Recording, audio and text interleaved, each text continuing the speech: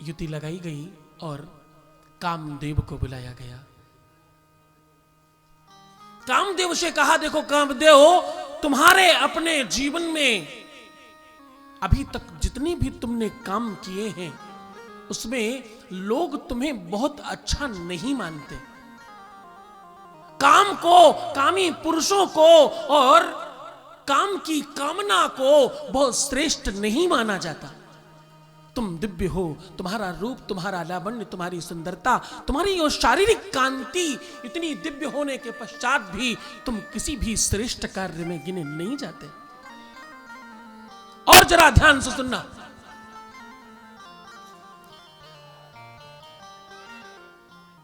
काम तुम जहां भी जाते हो वहां से साधना, पूजा, यज्ञ और कथा दूर हो जाती है।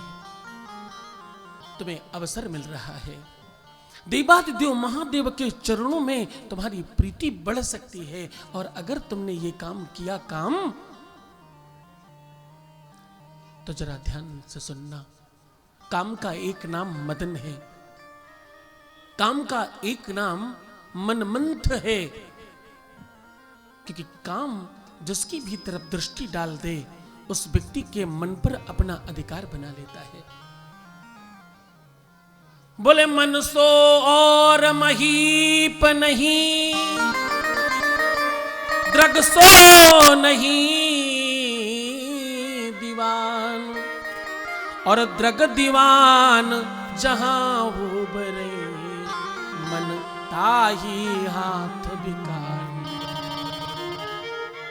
वो दिल और दिमाग सब खो बैठता है, उसका हो जाता है, बिक जाता है मानो सामने वाले की तरफ। ये काम की कला है, ये काम का दर्शन है। बोले मदन, मनमंथ, तुम एक बात मेरी ध्यान से सुनो, अगर तुमने ये काम किया तो कदाचित हो सकता है कि तुम्हें एक जन्म और लेना पड़े, लेकिन अगला जन्म तुम्हें भगवान के घर में मिलेगा, ये मैं पहले कह रहा हूं। विष्णु ने आगे बढ़कर कहा, मैं तैयार हूं इस बात के लिए, तुम्हें अपना पुत्र बनाने के लिए, अपने पुत्र का पद देने के लिए मैं तैयार हूं। ध्यान सुनना,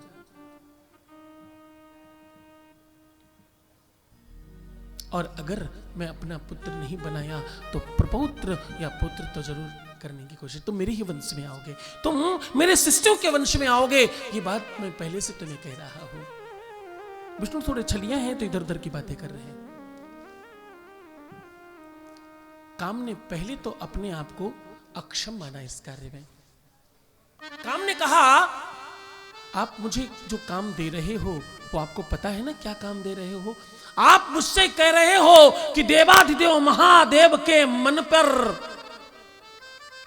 प्रीति की डोरी बांधकर पार्वती की तरफ आकृष्ट करने का कार्य आप मुझे दे रहे हो। तुम्हें पता है किसके लिए आप कह रहे हो? देवताओं, मैं कैसे कर पाऊंगा ये काम? वो देव नहीं है, महादेव है।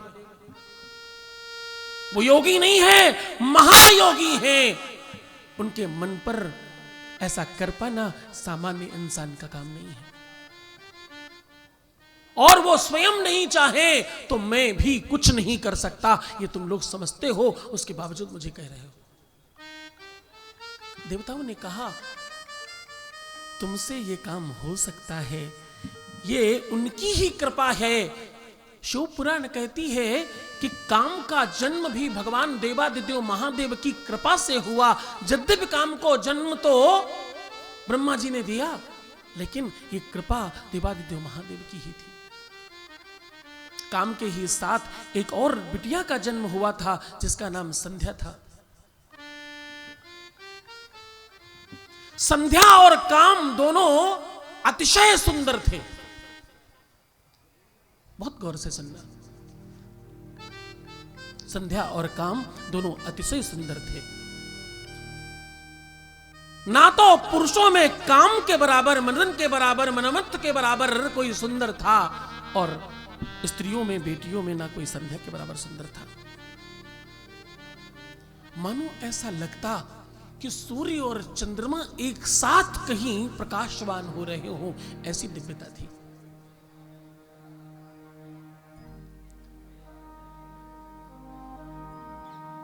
संध्या ने पूरे के पूरे विश्व को अपने रूप और लावण्य में आकर्षित किया। शिवपुराण कहती है कि संध्या के ऊपर भी देवादिदेव महादेव की कृपा हुई। ओम नमः शिवाय नमः, क्या? ओम नमः शिवाय नमः, इस मंत्र का जाप किया संध्या ने कालांतर में। लंबी कथा है, इसको अगली बार कभी पूरी करेंगे। हम लोग आज शिव विवाह की तरफ जाना चाहते हैं।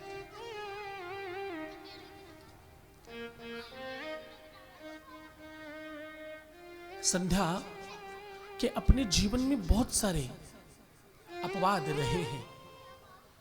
संध्या एक ही व्यवस्था में श्रेष्ठ हुई, क्योंकि संध्या ने अंत में अपने जीवन में भक्ति को, धर्म को और अध्यात्म को स्थान दिया। क्या किया? संध्या ने भक्ति को, धर्म को, अध्यात्म को और कथाओं को स्थान दिया। अन्यथा एक बार जो व्यक्ति कुमार्ग पर चला जाए, एक बार व्यक्ति जो पतित हो जाए, एक बार जिसका मन बिगड़ जाए, उसे दोबारा सुव्यवस्थित होने में बहुत मुश्किल होता है। लेकिन संध्या के ऊपर देवादिदेव महादेव की कृपा हुई। नारद जी ने इन्हें एक मंत्र बताया, ओम नमः शिवाय नमः। क्या? ओम नमः शिवाय नमः, इस मंत्र का जाप किया संध्या ने। शिवपुराण कहती है कि संध्या का दूसरा जन्म भगवान राम की गुरु माता के रूप में हुआ। वशिष्ठ से विवाह हुआ इनका।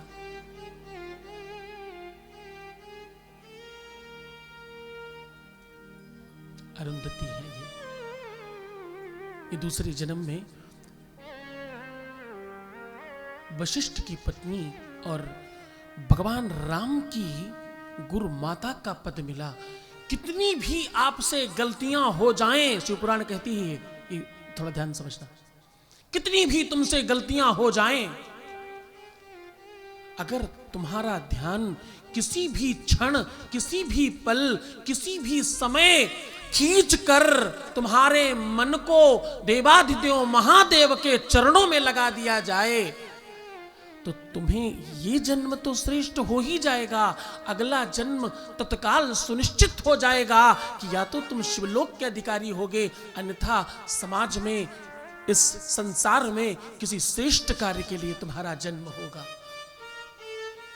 शिवपुराण तो यहां तक कहती है, पुनरपि जननम पुनरपि मरणम पुनरपि जननी जठरे शयनम। ये पूरी की पूरा चक्र ही चेंज हो जाता है। आपको बार बार जन्म लेना, बार बार मर जाना, ये कुचक्र से आप बाहर हो जाते हैं।